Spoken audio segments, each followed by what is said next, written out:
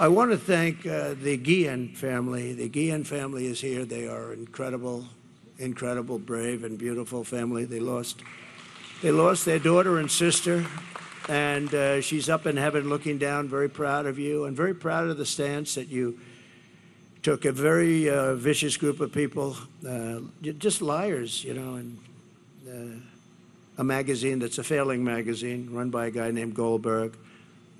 Came out with a story, bad story about me, that I had told them I was going to do something and all this. And they were so incensed that they said, we can't let them say that about what took place with the daughter. I was going to help them. If they didn't get the military funding, I was going to fund it myself. I told them that, but they were able to get the funding. And I guess they came out with a story that, what's it called, the Atlantic magazine, Atlantic. This is a really bad, they were the ones that made up the story about me saying bad things about the soldiers. The beautiful thing is that these people were willing to come out and say it didn't happen that way. This man was, I had them into the White House, and they didn't have to do this. They could have sat back, and your daughter is so proud of you, I'm telling you. They didn't have to do that. I didn't, you know, I have these people saying all this bad stuff. Then all of a sudden, the family that they're talking about comes out of nowhere and says, President Trump was perfect. What he did was so great. He got us the money. And I did say, if we couldn't get you the money for the funeral, I was going to pay it. But he got us the money, and it happened so quickly and nice. And they came out and they said that. Who would do that? A lot of people wouldn't do that. They'd sit back and they say, well, he was a nice guy, but we don't want to get involved or something. We love you. Thank you very much. We love you. And there was phony stories by a general that got fired, and it was a whack job, total whack job, a general.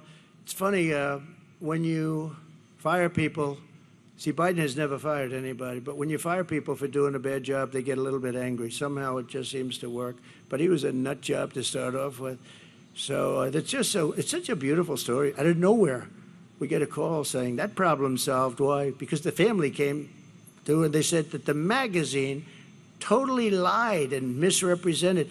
This was the same magazine that said that I said about dead soldiers that they were something, what was it, suckers and losers. Think of it. I'm supposed to be standing there over the graves of soldiers with people around me, military people or whatever, making a statement like that. Can you imagine? Can you imagine anybody doing it?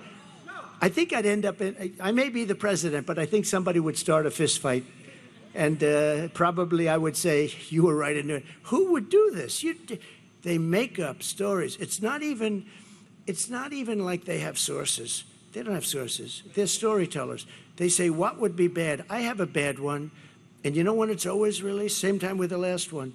It's released just before the election. That suckers and losers story, which was totally fabricated. There's nobody that loves the military. And these were World War I heroes. They died in World War I, and I'm saying, they were suckers. I mean, you know me.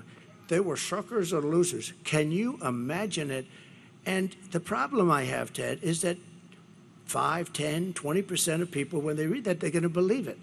So I talk about it because it was a terrible thing. You know, I walked past, I remember we were doing a big event, and I was going back to Air Force One, and they were under the wing, these fake news people. They're so bad. There's a lot of them back there, by the way. We got a lot of them honoring that special person, right? We got a lot of fake news.